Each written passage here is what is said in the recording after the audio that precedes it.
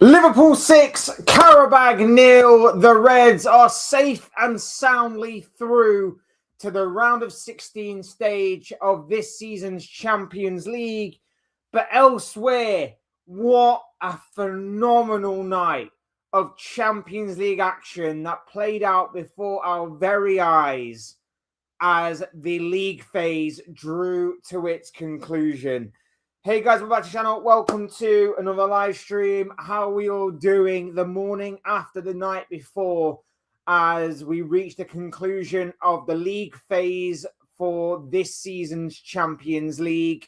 What a night of action. I felt like I properly had ADD last night. I did not know where to look. Obviously, I was mainly watching the Liverpool game last night, but once it got to about 2 or 3-0, even as much as Liverpool have disappointed me this season by not hanging on to Leeds, I did think that the night had was pretty much done and dusted as far as what Liverpool were concerned. I still maintain watching it, but my attention was constantly being dotted elsewhere. I was watching PSG versus Newcastle 1 minute. Then I flipped over to see how Napoli against Chelsea was doing. I was then paying attention to the other incredible games that were going on last night. Barcelona's game against Galatasaray was also on. Bayern Munich, I know that they'd already been through, and Arsenal were already through, but their game was also going on last night. It was a phenomenal night of football. It was a feast of football that I think we all enjoyed. And it just ended and was capped off in the most spectacular way possible by that phenomenal Benfica goal from, of all people, their goalkeeper. They needed that goal. They were already winning 3-2, but they needed one more goal to go through to the playoff stages in the round of 16. And who would pull it out the bag more than Jose Mourinho and his Benfica side, Trubin, the hero of the night, getting that all-important fourth goal that saw Benfica sneak into the playoffs by getting that final spot ahead of Marseille. What a phenomenal night of football, man. Like, I will be honest with you, and I think I've said this before, I was skeptical of this whole new league phase format. I was skeptical of it. But as time has progressed and as we've settled into the league phase more and more over these past couple of years, I absolutely adore it. I absolutely adore it. And especially for nights like last night, where my attention, like I say, was just being diverted everywhere. It was absolutely phenomenal. Liverpool got the job done, of course. Arsenal were perfect. Bayern Munich got there as well. Tottenham are similar to Liverpool, a very different side in the Champions League than what they are in the Premier League. Like I say, very similar to Liverpool. They get fourth spot as well. Barcelona came from behind to secure fifth spot. Chelsea had an incredible 5-goal thriller against Napoli that ended up seeing them secure themselves into the next round of the competition as well. Sporting left it late, but managed to find a victory to see themselves claim into the top 8. Man City, comfortable night in the end, beating Galatasaray by 2-0. So Pep Guardiola's side are set to the next round of the competition. But then, of course, we go down to the remainder of the remaining 16 teams that are going to be making up the playoffs. Real Madrid absolute bottled it last night. They were third going into the game, into the final league phase game. Absolutely bottled it and ended up exiting the top 8. They are in 9th. Inter, big win for them last night, but not enough to see them secure themselves into the next round completely. They will be in the playoffs. PSG, the current holders of the competition, once again are in the playoffs. They know what being in the playoffs is all about, of course, having been there last year. Newcastle, big performance from them last night, but again, not enough to beat PSG or to secure themselves into the round of 16 properly. They are in 12th. Juventus, Atletico, Atalanta, and Leverkusen make up spots 13 to 16. 17th place are in Dortmund, Olympiacos in 18th, 19th for Club Brugge, 20th for Galatasaray, 21st for Monaco. Qarabag, who obviously had that massive thumping away at Liverpool last night, are in 22nd. Absolutely phenomenal stuff, by the way. The fact that even though they kept on losing goals, it was like they were yo-yoing up and down a lot last night as the night went on. Bodo Glimt, of course, are in 23rd. And like I say, sneaking into that final spot is Benfica. What a phenomenal night it was indeed. As always with these live streams, we're going to be talking mainly about Liverpool. But of course, if you guys have anything that you guys want to talk about in regards to football, where you're watching from, who you are, or anything along those lines, get involved in the chat. Get involved in the chat. Really would appreciate it. Really would appreciate it. Whether you're old, whether you're new, who knows? But I really would appreciate talking football with you today, people, as always. Otherwise, make sure to hit the like button if you haven't already and subscribe if you are new. Both things are always and forever greatly appreciated. You guys are absolutely awesome. I cannot thank you enough for the love and support to the channel. Really do appreciate each and every single one of you. And like I say, I can't wait to talk some football with you today. Good morning, Fletch. I wasn't expecting this wonderful by Liverpool. Yeah, big up, Dean. Hope you're doing well, my friend. Hope you're doing well on this Thursday morning. Yeah, I mean, I never go into any game confident. I never go into any game confident anymore. I don't remember. I think that maybe the last time I went into a game confident with Liverpool may have been the Tottenham game just before Christmas last year. And because it's Tottenham. But at the same time, in saying that, I still don't go into any game confident anymore. I really, really don't. I don't know. I don't know what it is. It's like Arnie Slot has done this whole thing, and we'll get on to him a little later. But yeah, he's just done this thing where I don't go into any game confident.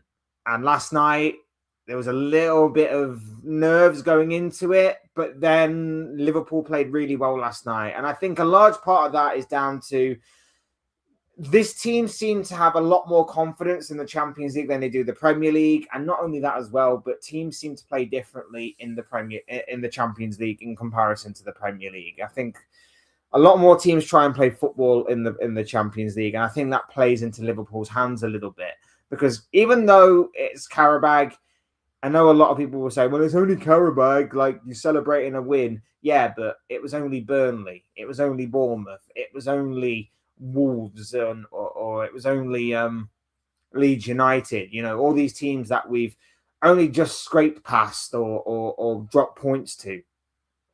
So it's big in terms of that regard, but like it was just an incredible night. It was an absolutely incredible night. Like I say, it's about time we went to one of these teams, put in a fantastic performance, and absolutely slapped them up. In the way that we did. We were on point. Our finishing was clinical. We could have actually had 7, 8, maybe even 9 or 10 goals on the night. We were just that good going forward. And like I say, Qarabag, they tried to play football. It was just on the night, Liverpool's pressing was very, very good. Our movement was very, very good. And we were sharp and we were actually intense with the ball at our feet. It was actually a really, really good performance overall. The problem with it is that I've seen this story play out multiple times this season where I'm not expecting us to play the same way against Newcastle, which is why I'm expecting us to drop points against Newcastle. I really, really don't think we're going to play that way against Newcastle, which means, you know, we put all our eggs in the Champions League basket pretty much. But it's possible that we're going to get a very tough draw the later the competition goes on. Can we get a win against Newcastle? Just hope we can make some consistency. Versus starting to tick. I said give him time. I said give the guy time and he will come good. I said give him time, give him space, give him the ability to or the time to and the patience to fit in, and he will do. And as far as what Newcastle goes, look, like I say, I'm not holding my breath against Newcastle. I think that it's going to be a very difficult game for us. It's going to be very different to how Qarabag set up, which means for me, I don't necessarily see us.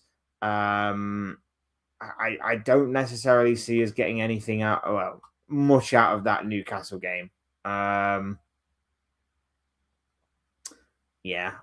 not holding my breath on a win against Newcastle. Draw, probably. A win, maybe not. Donald is in the building. Says I just ate my underpants. Good for you, my friend. That's an interesting breakfast you've got going on there. Balaam, how you doing, my bro? Hope you're doing good. Lovely to have you here, my friend. Good win indeed. Good win indeed. Hope you're doing well, bro. Austin's in the building. Says football is whack, mate. Music is way cooler. How come Dave Tipper, Apex Twin, and Luke Viber are blessings to Earth from the UK? I've got no idea. Bro.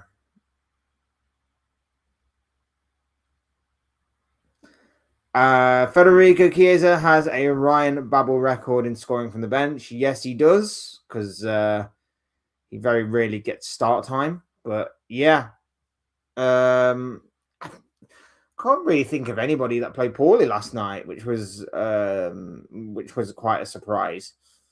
Quite a surprise. Like, is that we're actually coming into this live stream in good spirits. But here's the thing. Just play the Champions League theme before every game now. Just play the Champions League theme before every game. Make it seem like it's a Champions League game. And Liverpool might actually play well from here to the end of the season. Maybe that's the key. Maybe we just need to play the Champions League theme before the beginning of every game. And then we might actually win as many games from now until the end of the season as possible.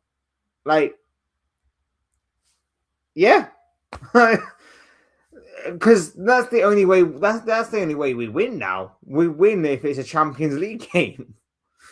Free Chiesa indeed. When is your Premier League predictions video? Could we see you someday have a guest appearance from your viewers in these episodes, Jadine? Yeah, I'm always happy for anybody to come on. Just let me know. Just let me know if anybody's willing to come on, and we'll have you on. This is, like I say, it's not just it's not just my show, it's your show as much as it is my show. So like I say, if anybody's wanting to come on and talk some football with us, just let us know and I'll drop the link in the chat. Qarabag did well this season, win against Frankfurt and a Danish team. I think hence why they have like 9 points in the league table phase. Yeah, the Qarabag coming into this one in pretty decent form. It wasn't like they were going to be pushovers or anything like that. It's they genuinely did get a few decent points. Did they draw to Chelsea as well? Am I just imagining that, or did they draw to Chelsea? I want to say they drew to Chelsea.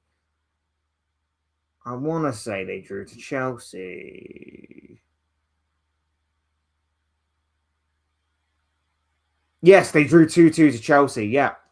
So they picked up some good points. They've picked up some good points over the course of this league phase. We just, like I say, we were just brilliant on the night. And like I say, a lot of people will say, "Oh, it's only Qarabag," but you know, when you kind of mock Liverpool for drawing to the likes of Burnley and Leeds and Sunderland and dropping points to this team and that team and the other team, like, you know, what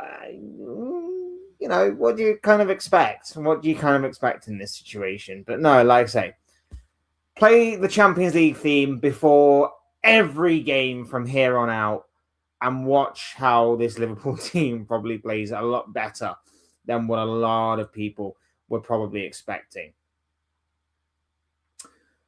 Have you seen Mbappe's goal that was disallowed? I think it should have stood. The ball was loose and out of control of the goalkeeper. I've not actually seen it, to be honest. I've not actually seen it. Like I said, my attention last night was so sporadic and dotted around all the other games. I saw Paphos's goal. That was probably the goal of the night. Paphos scored probably the goal of the night. That was an absolute rocket from Paphos. I thought Spurs' opening goal was harshly ruled out. I thought that was harshly ruled out. I saw their disallowed goal. I know they obviously went on to win, so it doesn't necessarily matter, but I thought it was kind of harsh that opening goal was ruled out for Spurs. And then, of course, watching Liverpool game, I saw João Pedro score his brace. That first João Pedro goal was an absolute rocket. And then, of course, I saw possibly the moment of the night, Jose Mourinho getting one over on his former club, Trubin with the goal, a goal from the goalkeeper. That's always a special moment. It brought back memories of obviously a certain Alisson Becker doing the same thing.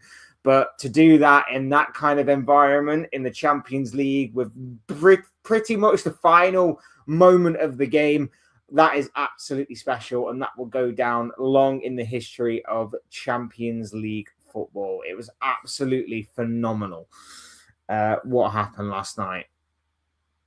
So you're saying Liverpool will win 4-3. A Premier League classic.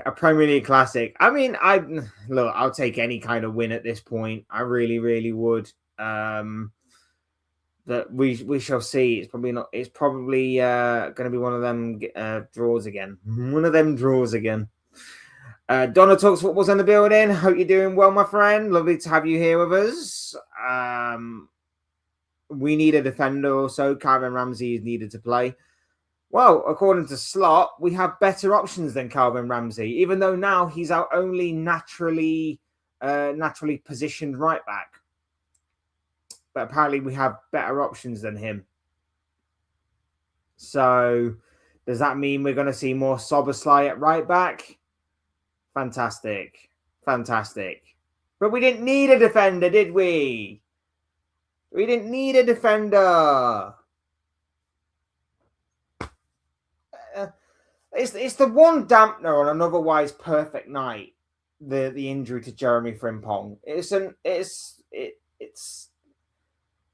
the one dampener on an otherwise perfect night. We didn't need another defender, though, did we? We didn't need it. We didn't need Mark Gahey. We didn't need to look into our defensive options for the rest of the season. We didn't need it. No. The most frustrating thing about it is that we were here in this situation a few years ago. That's what caused us to go and sign Ben Davies. I've said this before. That's what caused us to go and get Ozan Kabak on loan. This kind of situation is what caused us to go into deadline day in January and go, oh no, we need to panic buy a couple of players. We were in this situation a few years ago. I would have thought this club would have learnt from those mistakes. Instead, we're now looking at it going, Bradley's out for the rest of the season. Frimpong, it's so sad because he's been absolutely incredible these past few games. And now he's injured. Hopefully it's nothing too serious, but, you know, it didn't look good. And we had to play, you know, a makeshift right back. We've had to thaw out Wataru Endo. because our centre-back options are also extremely limited. Like, we were here a few years ago doing the exact same thing. And we've still not learnt. You see City, they go, we've got an injury to Gvardiol. We've got an injury to Ruben Diaz. Go and get Mark Gahey. Go and get him. They don't rest on their laurels. They don't wait around hoping for a miracle. They go and take action. We don't. We don't for whatever reason. We hope that a miracle will just fall into our laps. And it never, ever does.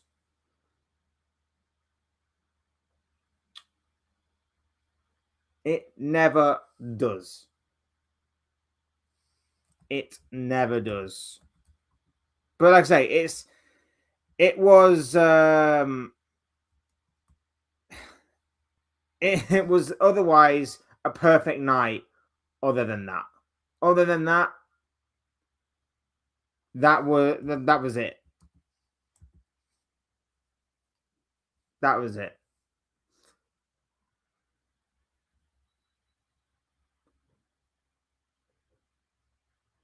Such a shame. Such a shame. Should Liverpool sign Nossis Ilaz?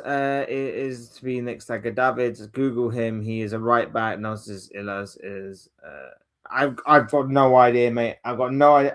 I can't say that I've seen him play, to be honest. So I've got no idea. Big up Rodrigo's in the building. Hope you're doing well, my friend. Lovely to have you here with us on this Thursday morning. Big up, bro. Great win last night, but Saturday's game is going to be a completely different story. Yeah, I agree. I've seen too many false starts for me to get ahead of myself. I've seen too many false starts for me to think that the Newcastle game is going to play out similarly to how last night did. Newcastle are going to go there, bit between their teeth. I know it's away from home, but their fans are still going to be really riled up because of obviously what happened during the summer with the whole Alexander Isak thing. So I 100% get where you're coming from. It's going to be a completely different game. It's going to be very frustrating for both sides, but yeah, it's going to be interesting. The only downside was the injury to Frimpong, absolutely, and ruined a perfectly good night. It did. Ruined a perfectly good night. Did you see the way Benfica win this? Jose with... He's still got it. He's still got it. Mourinho's still got something, you know. He's still got something. And he would have gone to bed last night absolutely buzzing that he got one over on his former club. Absolutely buzzing that he got one over on his former club. He would have absolutely enjoyed that, to say the least. Not just because obviously, you know, they got through to the round of 16 stage and all of that stuff, but just for the reason that he got one over on his former club. He would have absolutely loved that. A goalkeeper score yesterday and a Paphos goal was the goal of the night. How much did this Cyprus team? Okay, so in terms of how aesthetically pleasing that Paphos goal was, it was the goal of the night, but the goalkeeper scoring was the moment of the night. Okay, there we go. That was the moment, but that was the goal, because that Paphos goal was phenomenal. Big up to Kiefer's in the building. It says, "Are you Jairo Rian?" I don't know who that is. Marina actually sent Trubin up. The big up Marco's in the building as well. Hope you're doing well, my friend. The phenomenal thing about that whole moment was that it seemed at the time that before that goal went in, that Benfica were just playing for time. They would look like they were playing for time. They didn't realize, I don't think, the situation that they found themselves in, which was they needed another goal. I don't think they realized that until the crowd started to get a bit antsy and a bit like, come on, guys, what the hell are you doing? We need another goal here. And then they kind of like understood the message from the crowd to the players. Now in 2026, I'm very much surprised that the coaching staff aren't all there on their phones or their tablets or whatever, looking at the same situation. I'm a bit surprised that that wasn't the case. It seemed like the crowd were urging them to obviously go and get a goal that would see them through to the playoff places.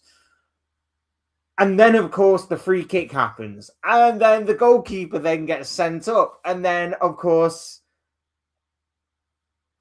you know, the rest, as they say, is history. But it was absolutely a phenomenal end to what was an absolutely incredible night of Champions League action. Chris is in the building, says, say something about King Charles. Well, he's still alive. Oh wait, it's just soccer talk, football, but yes. This is so bad. We might have Wheeling Fletcher being right back against Anthony Gordon or Elanga. I heard this Luke kid will have Anthony in his pocket. I mean, it may come down to that. It may come down to someone like me having to step in because we probably won't have any defenders. And if our trajectory of injuries continues in a couple of weeks' time, we may have to look at fans and go, you might have to play. Problem is, if I'm going up against Anthony Gordon, he's going to absolutely smoke me. He's going to absolutely smoke me. So yeah, probably not me. Probably not me. To be fair. What do you think Liverpool recruitment are smoking over there? P.S. Don't smoke kids. I don't know, but it's very, very strange. It's very, very strange. With January over, will it surprise you if Liverpool sign a defender on a loan deal? If it does, it shows you we've not learned anything from a few years ago. I highly doubt it. I don't know if obviously anybody would be available for us. But again, it just shows you like how we just throw money away and don't really invest it properly. And then we complain and moan that we don't do anything properly. If that is to be the case, let's say it's something we should have looked at as a permanent thing in January, but we've decided no, we're not going to. And I don't know why. I really don't know why. Because if this comes back to bite us later on in the season, FSG will have blood on their hands. Simple as that. Raheem Sterling is now a free agent. Yeah, big story yesterday. I don't know where he'd go to. I mean, obviously, first and foremost, he needs to drop his wage demands. His wage demands are ridiculous, so we need to drop his wage demands. Where would he go?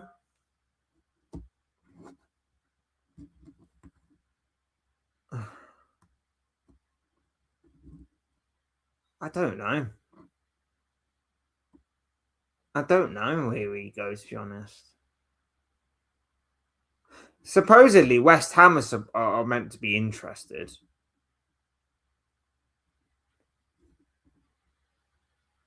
I could see him going to like a Crystal Palace or something, I suppose. Like I say, he needs to drop his wage demands. That's first and foremost. If he drops them to a suitable level, then there's a lot of teams, especially in the Premier League, that I think would take him. I even think potentially Nottingham Forest could. A team like Nottingham Forest, for example. Forest would take him. Palace, Like I say, West Ham.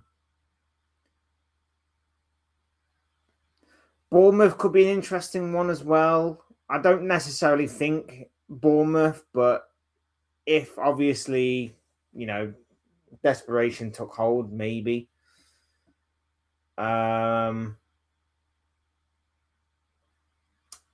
Potentially a Brentford, maybe, but I doubt it. It's going to be interesting to see what's next for Raheem Sterling.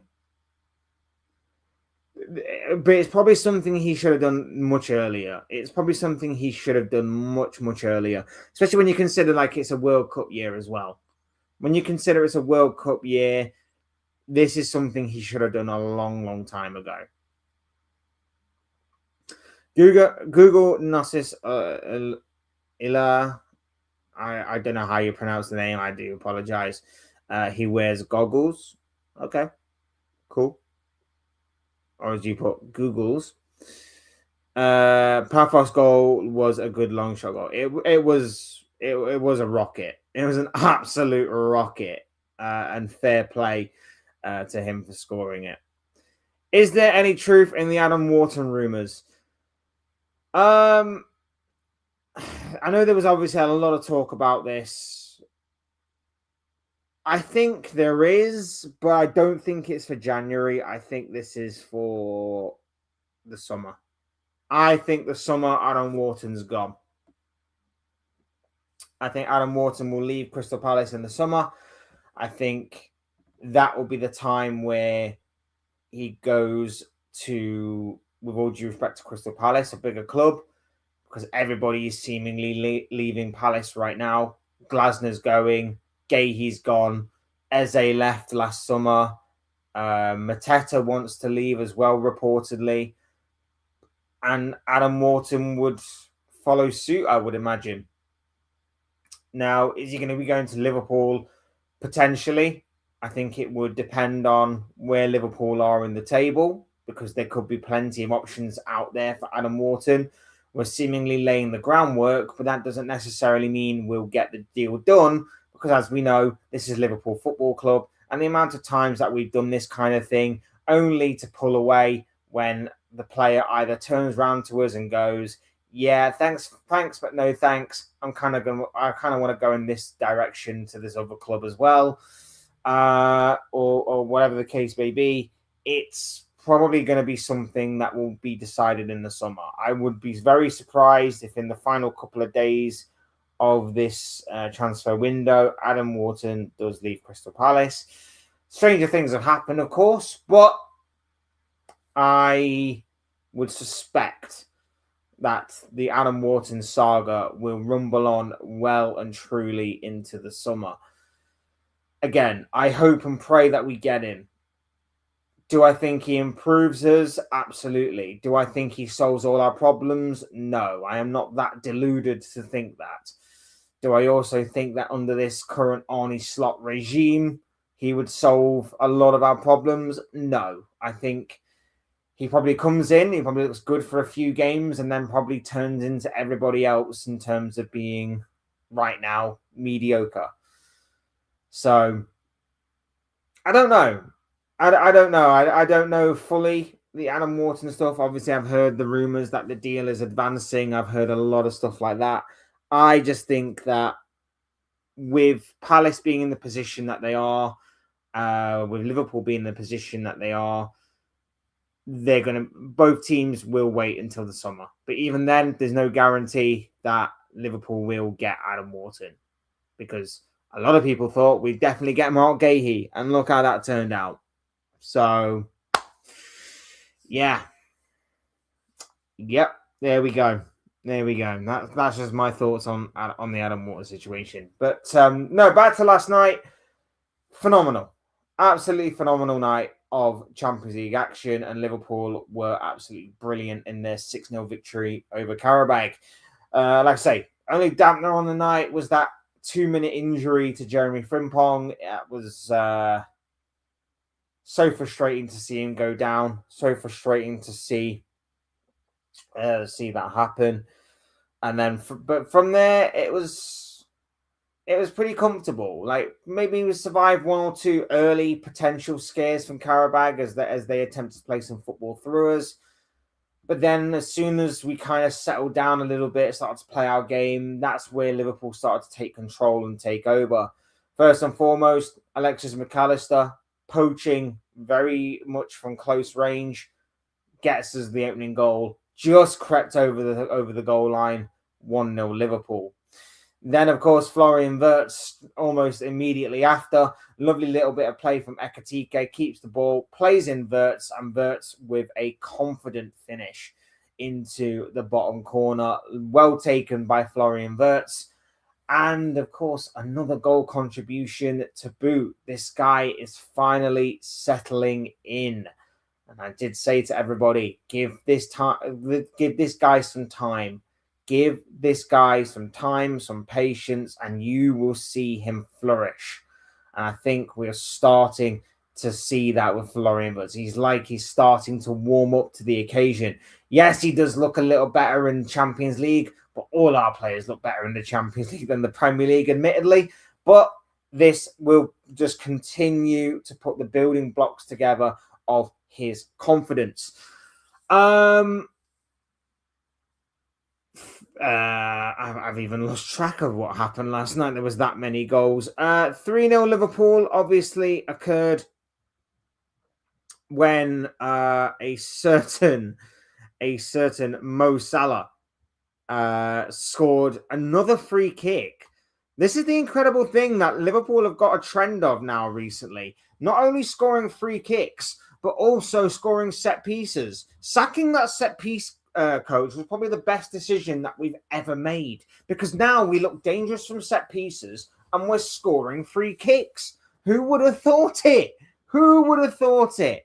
Very similar to how Szoboszlai scored his free kick at the weekend. It was a layoff and Mo Salah absolutely fired it like an arrow into the top corner. It was absolutely wonderful to see not only that free kick obviously be scored, but also Mo Salah to be back on the score sheet in Liverpool colours. It was brilliant. It was nice to see him play with a smile on his face, and you know, he created a number of chances on the night. He set up Alexis McAllister for his hat trick.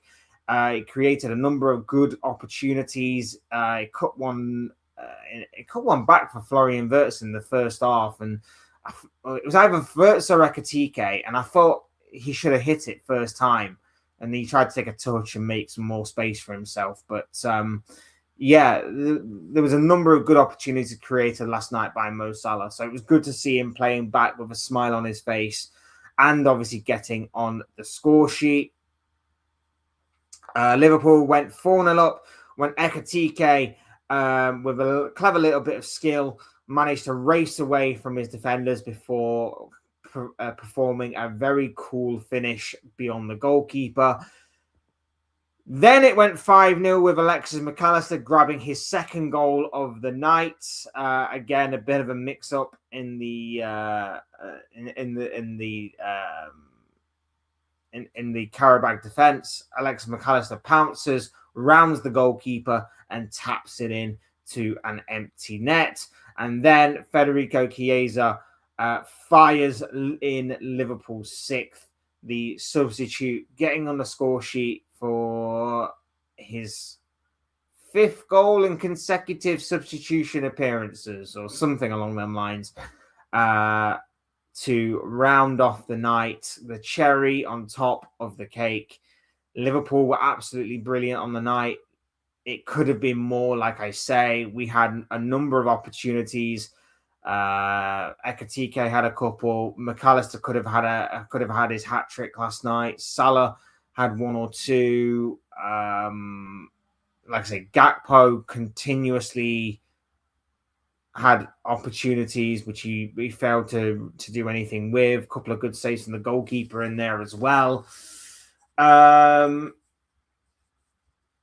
It was just a fun night. It was a fun night for everybody involved. It was done in the least Liverpool way possible, in terms of there was very little drama that took place in the game. which is quite surprising considering that Liverpool like to do these kind of things the hard way. I was kind of expecting us to be constantly looking at the league table format all night in terms of will we get through, will we have to play in the playoffs, and that never happened. There wasn't one night where I was looking for Liverpool in the league table and I was looking for teams elsewhere as to what was happening around us. So it was a good night. It was a very, very good night. Very, very clinical from Liverpool. And it was something that we needed. We needed a good performance and we needed a good result to boot. And that's exactly what we did. And like I say, I think the reason is because teams in the Champions League want to play football. They want to play football. And they're not quite as, they're not quite like the Premier League where they suss us out a bit easier. They're not quite like, we're going to sit back, we're going to let you have the ball, and then we're going to counter-attack you. We are so much better when we do that. We are so much better when we sucker teams in a little bit, and then we hit them on the counter-attack. As I say, that's what worked against Inter. That's what worked against Real Madrid. That's what worked, obviously, against Marseille. And it's what kind of worked a little bit last night. Obviously, we had more of the ascendancy, but we had the better quality of players. And that is obviously a massive contributing factor as to why Liverpool were able to dominate last night. Do I think it will happen against Newcastle? No. I'm expecting us to drop points against Newcastle, unfortunately. So we shall see. Will be interesting to see who Liverpool play next. I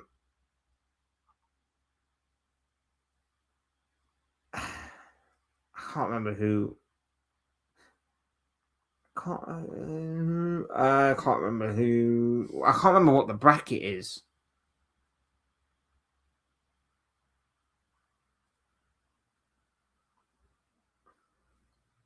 Trying to find the bracket.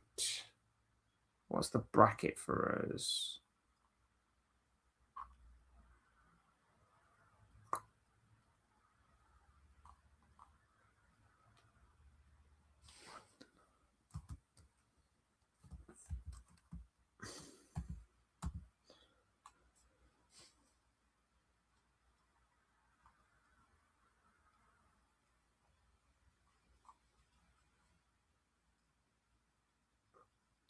Bear with me 1 second, people.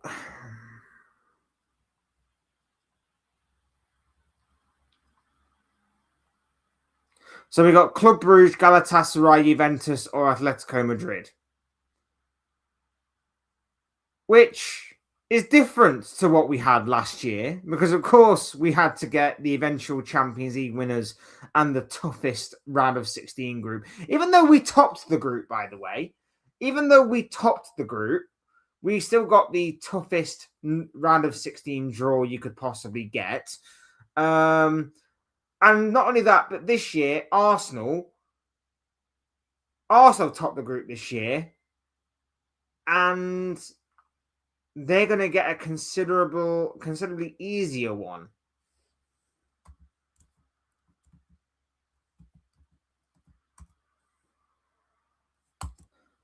Club Brugge, Galatasaray, Atletico Madrid, or Juventus for Liverpool.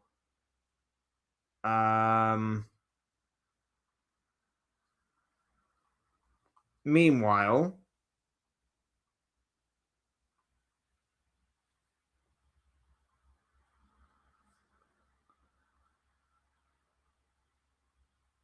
Arsenal will get either Borussia Dortmund, Olympiacos, Atalanta, or Bayer Leverkusen.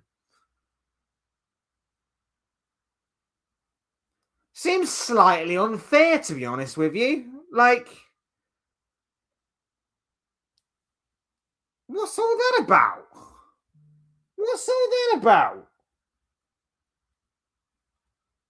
Arsenal top the group and they get one of those four. We top the group and instead we get PSG. Like I say, seems a little unfair if you ask me, but it is what it is. Anyway, so we get, Atletico, not the same Atletico as what they have been in previous years. Juventus, not as strong as what we've known them to be. Galatasaray, yeah, that's going to be interesting if we get them, considering that we've already lost to them this season. And Club Brugge could be an interesting one. Club Brugge could be very interesting in terms of the kind of squad that they have. So a couple of interesting potential ties in there, and then I think we get a tough quarterfinals, and the semi-finals is obviously going to be extremely tough. So we shall see, obviously, where we go from there. But yeah, the brackets are going to be now very interesting, especially as we head into the playoffs, as to who obviously makes it into the round of 16. Good to see Salah score, absolutely. Albert Riera, Liverpool legend or no? He could be new Frankfurt manager. No, not a legend. Not a legend. Surely Dirk Kuyt, he was a good player. Played right back in his career for Holland, for the Netherlands. Should be next Frankfurt manager. And no, I am not Dirk's agent. Yeah, I like Dirk Kuyt. I like Dirk Kuyt. Champions League teams like to play football. Correct. We're drowning with Arsenal away a little bit yesterday. We're drawing with Arsenal away a little bit yesterday. Yeah, like I say, Arsenal weren't taking that game seriously though. Let's be real. Arsenal were not taking that game seriously, or as serious as what they could have done. Let's put it that way. They were already through. They were already topping the league phase. It was just a case of, being perfect, which is what they did by winning all 8 of their league phase games. Javier Mascherano win MLS as manager. Rafa Benitez boys are not too bad. I hope Liverpool play with no fear against Newcastle with intensity. We are at home, so we need to be up for this one.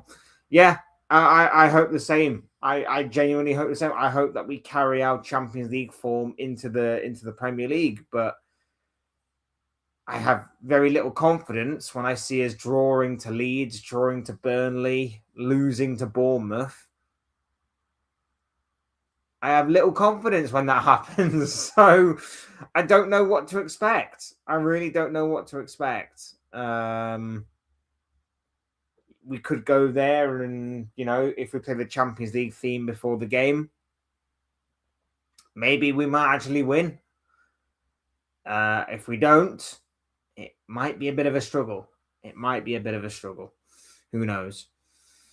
I have to go, Flair. It's good to talk. So, Liverpool versus Club Brugge, a repeat of a European Cup final in a way. Yeah, I mean, it potentially could be. Either way, it's going to throw up an interesting tie for Liverpool, something that we'll have to contend with. But always good to talk to you, my bro. Always good to talk to you. Glad that you're here with us, as always. And thank you for your love and support. Really do appreciate it, man. So thank you, and thank you once more. Moving on to the post game. Because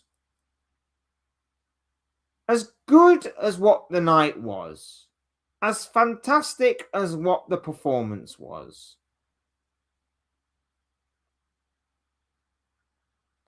with only one moment that really irritated and frustrated me was obviously the Frimpong injury. Everything else that night was perfect.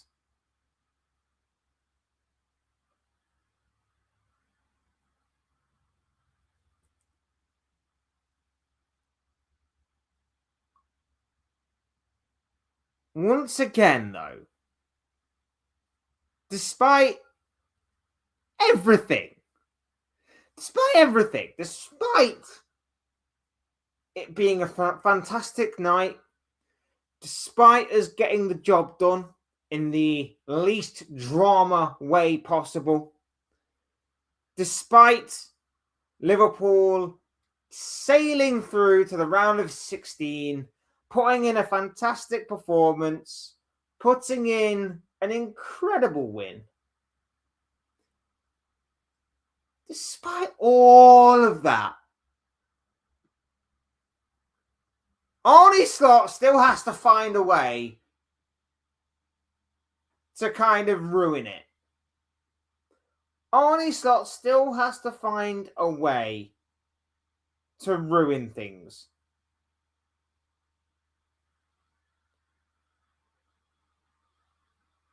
I put out a video yesterday talking about Arne Slot has lost the plot. And I know it rhymes.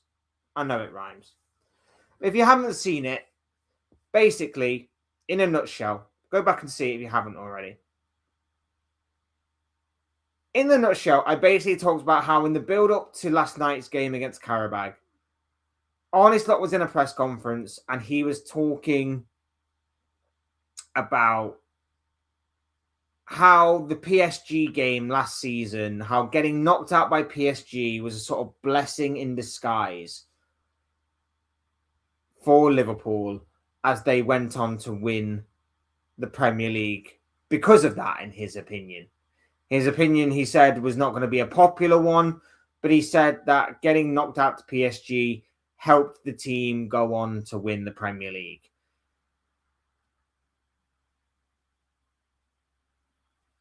And I couldn't believe what I was hearing. I could not believe in any way, shape, or form what I was hearing from that. It's not true, by the way. Liverpool's form in the first half of the season was too good, and I think we would have got across the finish line anyway, whether or not we beat PSG or not. But at the same time, in saying that, I called him out on it. I said, this is stupid. This is ridiculous. He can't be saying things like this to a massive club like Liverpool, because Liverpool are used to competing on multiple fronts every season. Liverpool should be used to playing 2 games a week every season. Liverpool should be in the conversation and the contention for major honours, not just one honour, but multiple honours per season. And I said that obviously it was ridiculous considering that, we got played off the park by PSG. We got beat in the Carabao Cup final to Newcastle. And of course, we got beat in the 4th round of the FA Cup by Plymouth Argyle. Something he needs to take responsibility for. Now, if he can't handle 2 games a week, he shouldn't be here. Because Liverpool are a team that need to be in the major competitions for as long as possible. Liverpool are a team that need to be competing for multiple honours in a season as much as possible. If he can't handle 2 games a week, he shouldn't be here. That was basically what I said yesterday. But then, in an extremely bizarre post-match interview, Slot has once again said an absolutely stupid and unnecessary comment. Someone needs to tell this guy to shut up. Someone needs to tell this guy to stop talking. Either that or he is trying to talk himself into getting the sack. Because you can't be saying stuff like what he's saying right now to the press in public. I've called him out all season. Him exploiting and highlighting Liverpool's weaknesses whilst also saying he can't solve them. He's the head coach. What do you mean you can't solve them? That's your job. You're basically saying you can't do your job. Him saying that Calvin Ramsey, even though he's now our most naturally fit right back, apparently we've got better options ahead of him. Well, now we're going to have to use those better options, apparently. So I can't wait to see what you've got lined up for us in terms of we're probably going to have to put Curtis Jones back there or Dominic Szoboszlai, because who the hell are we going to put at right back now that both Frimpong and Connor Bradley are both injured? Because why would it be our naturally choice right back? Why would it be that natural choice right back that we have?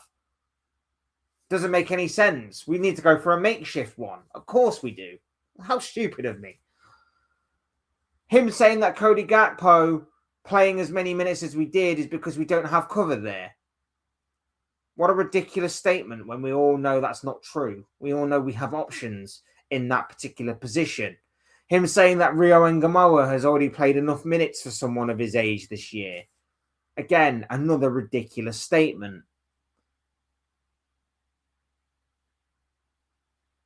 He has made so many ridiculous statements, given so many stupid answers, many moronic opinions already this season. But then after last night, after the incredible win, after safely and soundly going through to the next round of the competition with an incredible result and a fantastic performance to boot, Arne Slot decides to come out and say something incredibly stupid that just puts a bit of a dampener on the night. He said, and I quote, "We are happy to be in the last 16, especially when only 2 years ago we were in the Europa League and lost to Atalanta." Not making this up. He genuinely said this. What are you talking about? What are you saying, you idiot? You moronic, bold fraud. What are you talking about? We are happy to be in the last 16, especially when only 2 years ago we were in the Europa League and lost to Atalanta. Now, it's factual. Yes, of course it is. But why are you bringing it up? We were in the last 16 last year. Did you say it then? Did you say, oh, last year we were in the Europa League against Atalanta and we lost that game? You weren't even there. That was Klopp. That was Jurgen Klopp. And yes, we absolutely bottled the Europa League that year. We should have gone on and won it. We were the favourites. We messed up that year. But why are you bringing it up? And it goes back to what I was saying in my video yesterday. This guy is lowering the standards every single time he speaks. And why is he lowering the standards? To make his achievements look better and bigger than what they are. I think personally by bringing that up, he's basically saying like, he's basically saying like we should be grateful. We should be grateful to be in the round of 16 because we could be in the Europa League if not. I think that's personally what he's saying. Like, what are we doing here, man? What are we doing here? I think that is what he's saying. I think he's genuinely saying, like, you should be grateful that you have this. You should be grateful to just be here.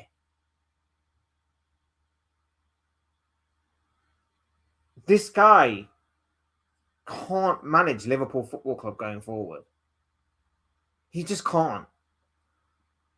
Because he's coming out with stuff like this. And the statements are ruining the club, or they're lowering the standards or the expectations. Because I can already imagine there are people out there that are lapping it up and going, he's so right. He is so right. Klopp got us into the Europa League. We've not been in the Europa League under Slot. Morons. Absolute morons.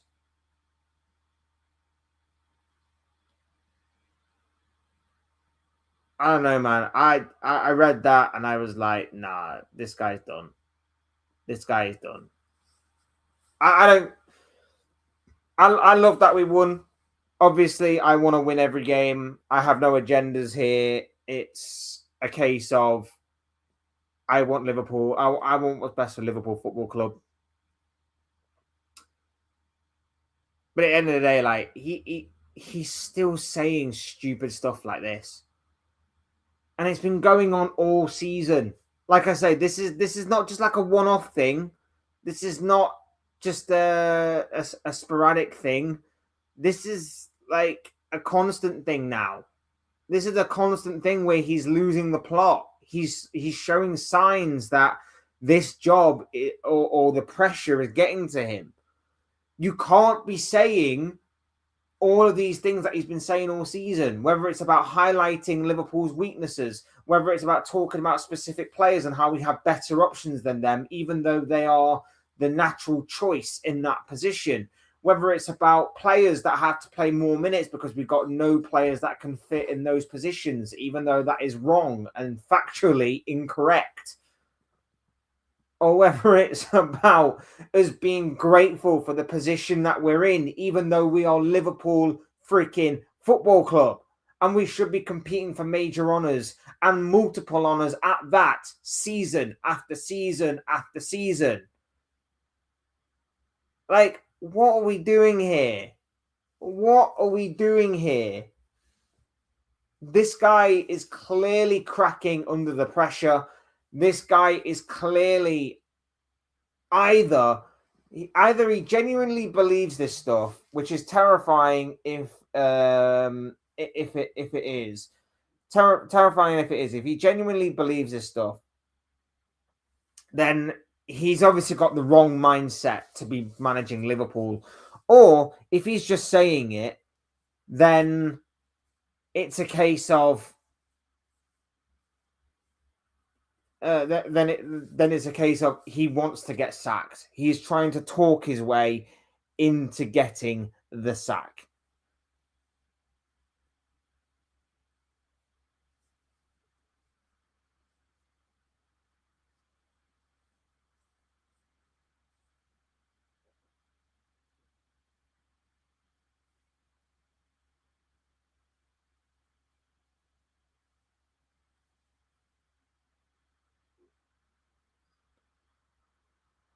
I genuinely think that is probably the case when it comes to Arne Slot right now. Because, like I say,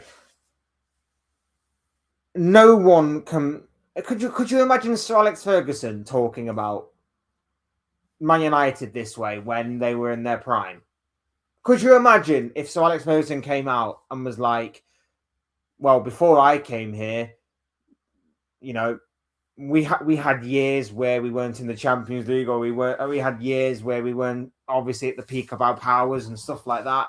Could you imagine Pep Guardiola making reference to the fact that before he came, City had only won 2 Premier League titles before he came, or maybe over a decade before he came, they were competing like mid-table in the Premier League, in the Championship, wherever they were. Could you imagine? Could you imagine if they did that? And yet we've got this guy who basically is now, I mean, from that quote alone, is seemingly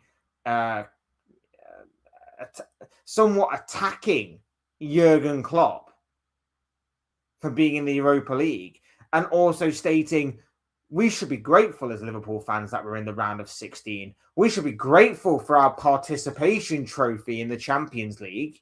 Yeah, great. Well done. 2 years ago, we were in the Europa League fighting Atalanta. Atalanta, by the way, who are in the playoffs of the Champions League this year. Just saying. But it's so incredibly tone deaf from him. It really, really is so incredibly tone deaf from this guy. And like I say, I'm happy that we won last night. I very much am. But as far as I'm concerned, Arnie, you've done your job. You've got us through to the round of 16. Now, please just go before this gets any more embarrassing. Please. That's why we miss Klopp. He lifted Liverpool to amazing heights. He did. Heights in terms of silverware. Heights in terms of getting players to perform much better than what they were predicted to be or what we thought they would be. Like, some of the players that he had played out of their skin, played to new levels that they didn't even probably think they could get to. All of them looked good. Even during the bad periods of Jurgen Klopp, where maybe the team weren't exactly going through the best of spells. Maybe we were going through, some really bad moments in terms of not getting the results that we needed or whatever the case may be. It wasn't because the players were bad. It was just because like the legs had fallen off or things like that. It wasn't like morale was low or anything. Those players were still prepared to run through brick walls for them. It was just that they were incapable of doing so. Klopp did incredible things. Klopp got us third with practically no centre-backs for half a season, or at least no fit senior centre-backs for half a season.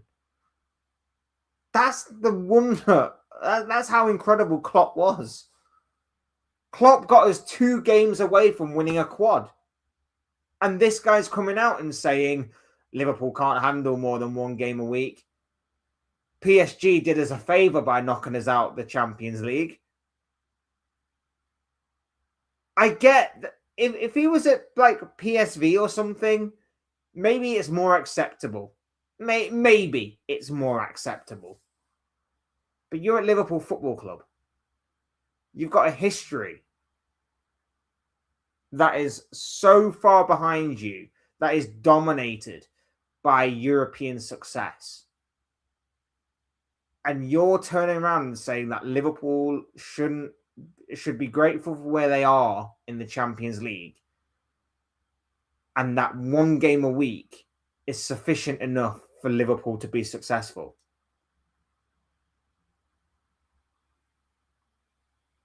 Like, are you mad? Are you absolutely mad?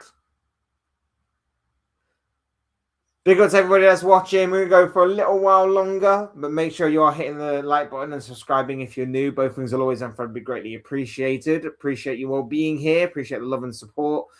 And obviously keep getting involved in the chat. Really good talking to you people. Really do enjoy it.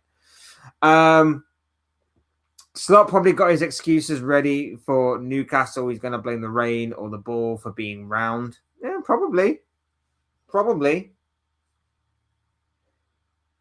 I don't know. I don't know what the excuse will be on Saturday if obviously we...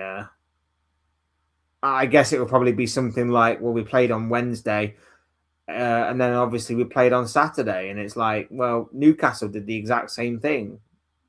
So what are you on about? I don't know. Either way, it's not going to be pretty. Like, as I said in my video yesterday, like, I don't pay attention too much to what managers say in press conferences.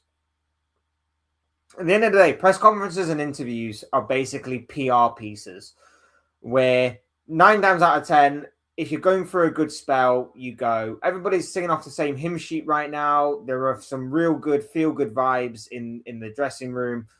And we are just enjoying every moment right now while it lasts. Cool. Simultaneously, if obviously you're going for a bad patch, you go, yeah, things haven't quite gone our way. There are some things that we need to sort out on the training pitch, but we're making every effort to turn around our fortunes. Cool.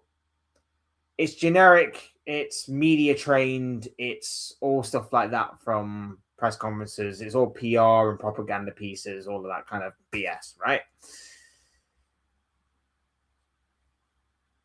But every now and again, you get them pulling back the curtain. Every now and again, you get a comment from a manager that normally reveals a little too much.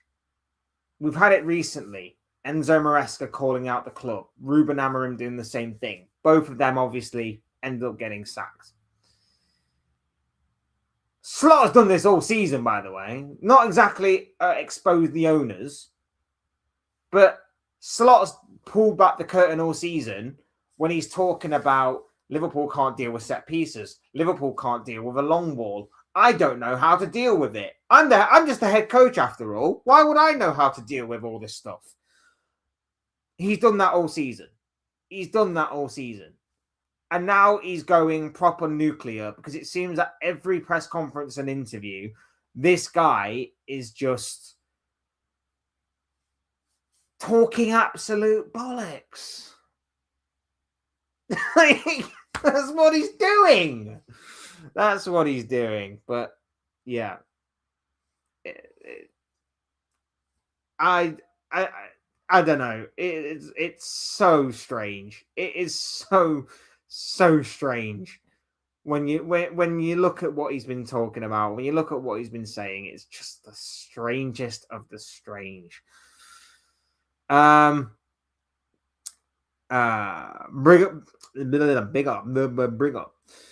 Big up Grandiosa, who's in the building. How you doing? Well, my bro. Lovely to have you back with us. It says congrats with round of 16. So happy. Yeah, well, everybody did. City did. Liverpool did. Chelsea did. Obviously Arsenal, of course. Tottenham. The only English team not to quite make it so far is Newcastle. But we'll see obviously how they do in the playoffs. But I think, haven't they got a very tough potential playoff? Let's have a look. Newcastle UCL playoff.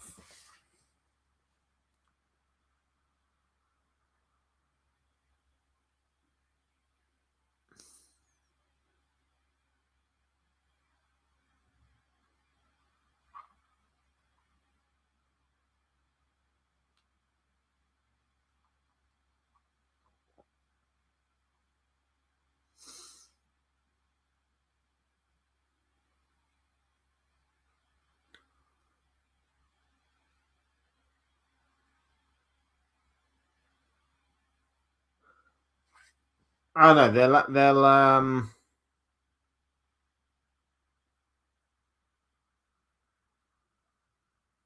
so they'll either face Qarabag or Monaco. That's actually not bad for Newcastle, to be fair.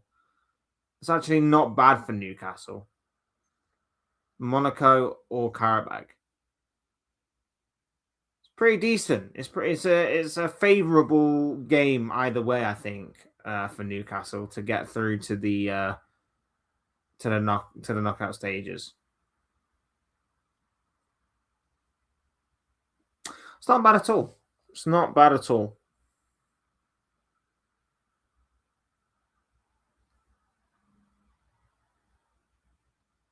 And then Liverpool will obviously face either Juventus, Atletico,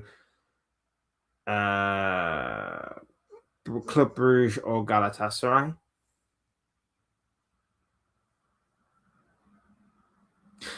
I still don't think it makes sense. I still don't think it necessarily makes a lot of sense.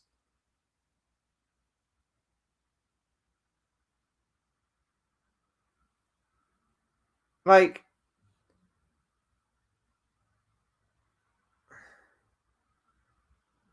I don't know. I would have thought you probably should. I don't know. Probably get one of the easier games by, if you come top, you get either like the bottom two or something. I don't know, in the playoffs. I don't know. I don't know.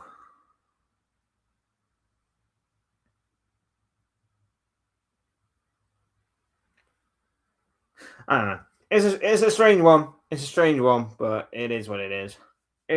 It's probably the only small thing that's slightly flawed in this league phase, in this competition's new format. But at the end of the day, like it's still an exciting format. I still like it. I still like it. Bodo managed into the playoff, gutted to be Norwegian. They got Bodo Glimt, man. They got Bodo. That win against Man City was massive. Massive for Bodo Glimt.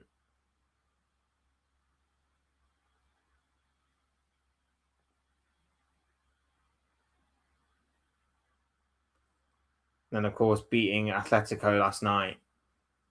They're only 2 wins, by the way.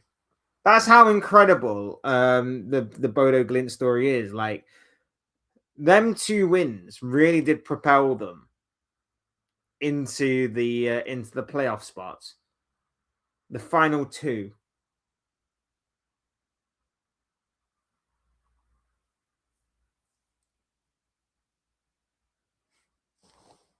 Two massive wins, and you probably wouldn't have expected them to actually you probably wouldn't have expected them to actually win either of those 2 games, which makes it even more incredible. But yeah, they're through to the knockouts, and they will face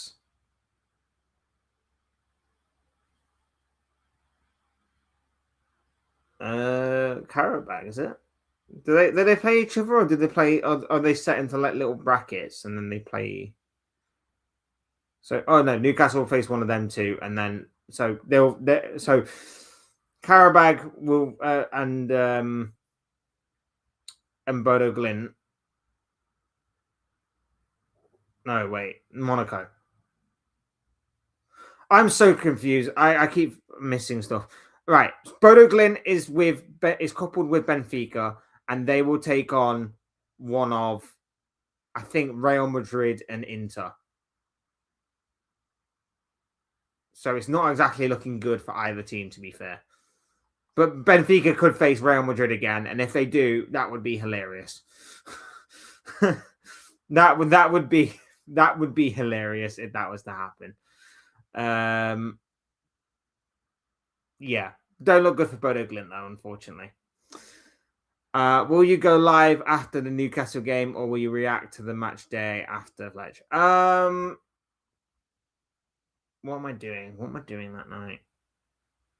Probably working. Probably working. Yeah, I'll probably save it for the morning after. I'll probably do a video the morning after, and then I'll probably go live on the Monday and talk about it more. So yeah, I'll probably do a video reaction on the Sunday, and then I will do a proper reaction to it on Monday. Benfica might face. Yeah, I've just worked that out. I've just worked that out after kind of going back and forth over it. That would be hilarious if that is to happen again, and then Jose Mourinho doesn't just get one over on his team, but gets 2 over on his old club.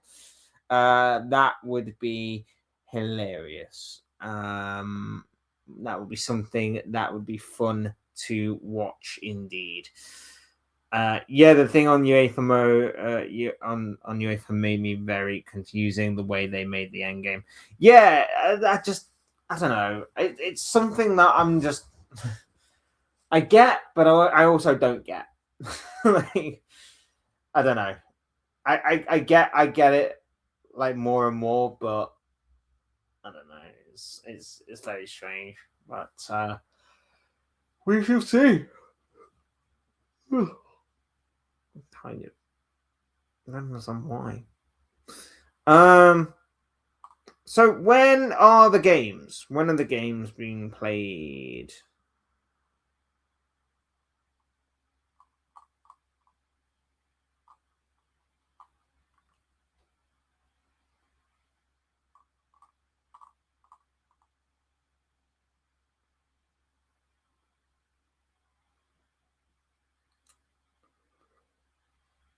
When are the games being played? When's the playoff places?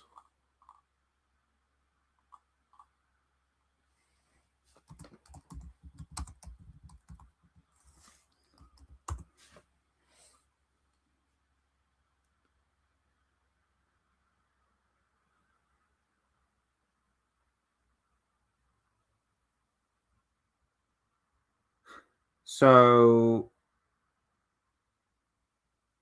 it looks like it's going to be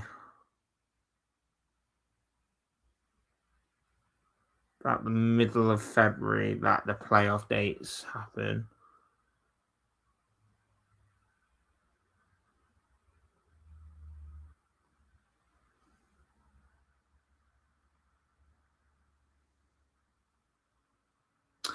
And the draw is going to be made on Friday at 11 a.m.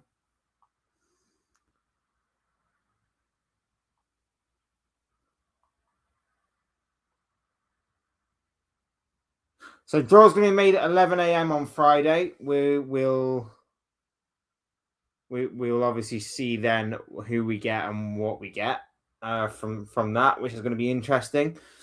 But yeah, it should set up a very interesting not just playoff places, but round of 16, semi-finals, quarterfinals, semi-finals, and then of course we will get a picture of who may be making it to the final of this year's competition.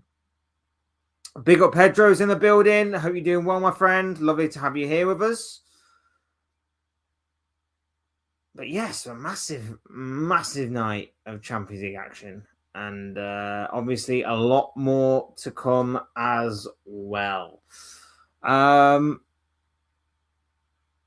we'll just round it up then. Liverpool, Newcastle on Saturday. Hopefully, we take our Champions League form into the game on Saturday. 8 o'clock. It's an 8 o'clock game, isn't it? Yes, it's an 8 o'clock game. Why?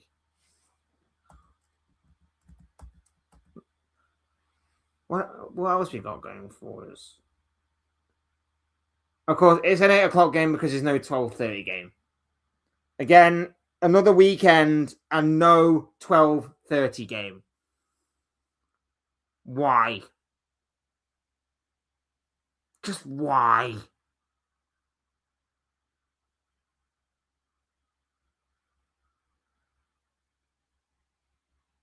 You got no 12:30. Right. Here's the frustrating thing with this, right? You've got no 12:30 game on Saturday again, right? But Brighton versus Everton is a 3 o'clock game on Saturday. Wolves versus Bournemouth is a 3 o'clock game on Saturday. Man United versus Fulham is a 2 o'clock game on Sunday. Sunderland Burnley is the 8 o'clock game on Monday. Not one of those teams who I've mentioned is in action in any sort of midweek capacity in Europe. None of them are playing Champions League football. None of them are playing Europa League football. None of them are playing Europa Conference League football. But yet, apparently, Not one of them can be put on the 12:30 game on Saturday. Why? Why? Make it make sense. Whoever's doing the scheduling this season for the Premier League is a frigging joke.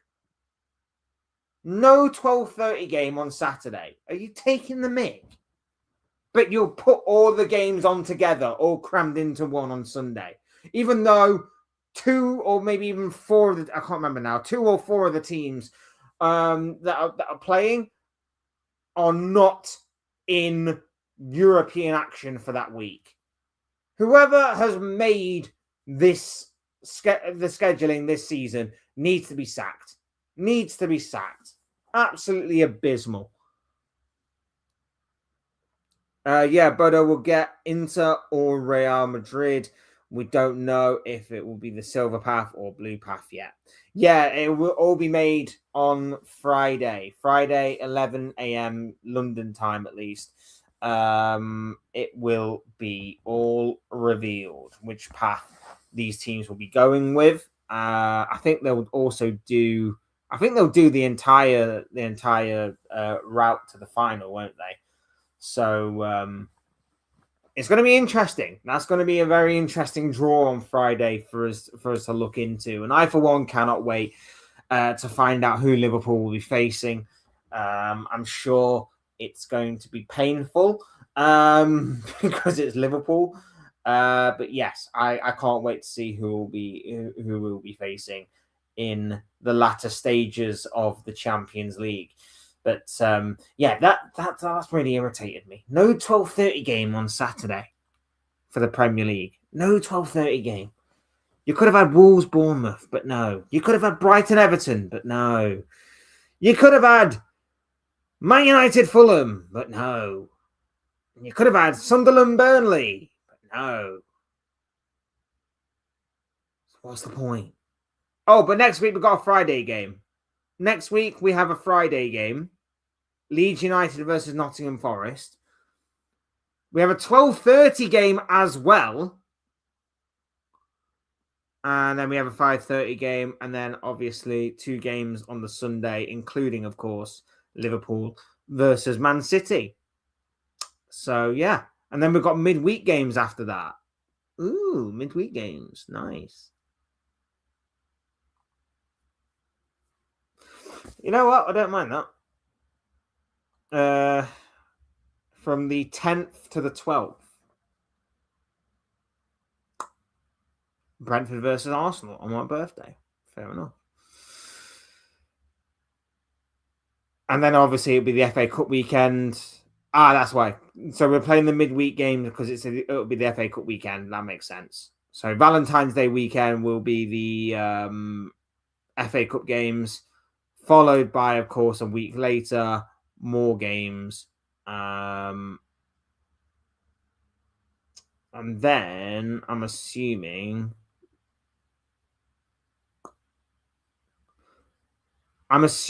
that weekend will be the weekend that the Qarabag Cup final will be on, the end of February, beginning of March.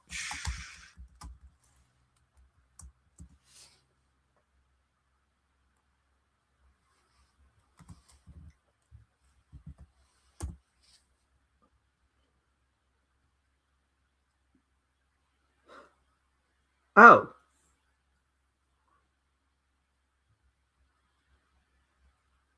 Why is the Carabao Cup final the end of March?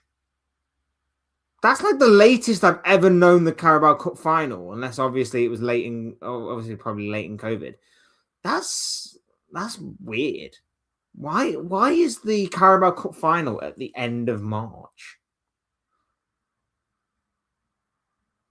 That's so weird. I'm so used to it being like the end of February, beginning of March. Why is it at the 22nd of March, the Carabao Cup final? That's weird. No, that's weird. That's really, really, really weird. That's too late for me. That is way too late. You might as well have it at the end of the season. That is annoying, especially for us football lovers. Yeah, absolutely. There's no need for it as well. There's really no need for it. Copenhagen were robbed, should have been a draw. I say this as a Barca fan. Lewandowski's penalty was phantom, was no one near him. I was sure VAR was going to disallow it, and Copenhagen should have stood. There was a few decisions yesterday that didn't quite make sense. I thought Liverpool had given away a penalty when Ryan Gravenberch bundled the Qarabag attacker in the area. I thought that was going to be a penalty. It wasn't. The Newcastle handball was less of a penalty than the PSG handball. I felt Newcastle should have been awarded a penalty. The PSG player handballs it. It's clear handball, but yet wasn't given. But yet I've seen weaker handballs given in the Champions League than that one. So weird.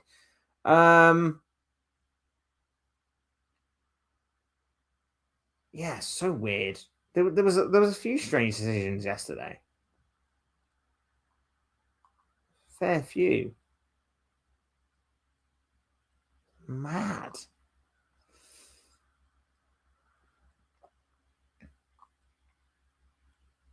So bizarre. So bizarre. There was quite a few yesterday, but big up for your honesty, though. Big up for your honesty, though, being a Barca fan. What is a 12:30 game in 2 weeks? So next week, the 12:30 game next week is Man United versus Tottenham on the 7th of February. But then obviously the week after is the FA Cup weekend, so there won't be a 12:30 game in the Premier League then. But when the Premier League does resume on the 21st of February, the 12:30 game is Man City versus Newcastle. So some exciting games coming up. Arsenal still conceding against last team in the Champions League. I don't think they would have done if they were playing properly. I don't think they. I don't think they. I don't think they would have conceded if it's if they were playing properly. They'd already gone through. They rotated last night. Kai Havertz was back. You know, I don't think they would have conceded if they were playing properly. So I don't think it's anything to be concerned about majorly. But they passed with flying colours, so you can't really blame them for that. Yes, yeah, you are at home. You're going to be at home for the Newcastle game. Man, the goalkeeper saved Benfica. That is unreal. Yeah. Yeah. It will go down as one of the most incredible Champions League moments of all time, outside of a final. Outside of a final, one of the most incredible Champions League moments of all time. Trouble continuing at Real Madrid. Seemingly, like I say, they bottled it last night. They went into that game third in the table. Third. They just needed a point to go through. And they flopped. They absolutely flopped it. Phenomenal stuff. Glorious scenes. Glorious, glorious scenes. Such fun. Such fun. Anyway, we're going to wrap it up there, guys. Thank you all so much, each and every single one of you, for watching, listening, taking your time out of your busy schedules to hear the ramblings of this guy. But as always, I want to know what you guys are thinking and feeling. So continue to drop your thoughts and comments and opinions, predictions, feelings, whatever you want to call it, on anything that we talked about in this video down below in the comment section. Use the that section, people. Talk to me on this. I'd love to know what you guys have to say. Big up Gerson, who's just joined us. We're still open in midfield, and Newcastle will run through our midfield like nothing with their pacey attackers. Look, man, I'm hoping we win, but I'm not holding any. I'm not confident, bro. I'm not confident. Newcastle, with their midfield, are going to outmatch us physically. They're gonna be more tenacious. They're going to be really, really up for this one. And the only hope we have is if Newcastle go a bit overboard again and get someone sent off. Like, we may get a draw out of it. I'm probably backing us to get a draw out of it. But that's probably the best result we're getting. That is probably the best result we are potentially getting on the day. So we shall see how it goes. We'll see how it goes. But like I say, I'm not holding my breath on anything massive. I'm not holding my breath on anything massive. But things definitely do need to improve. We know that for sure. Thank you. Fletch says, Dean, no, thank you, bro. Always a pleasure to talk football with each and every single one of you. As always, hit the like button on the way out if you enjoyed the video. Subscribe if you are new or want to see more content like this. Both things are always and forever greatly appreciated. And as always, thank you all so much for watching and listening. I've been Fletch. This has been another Fletch Talks live stream.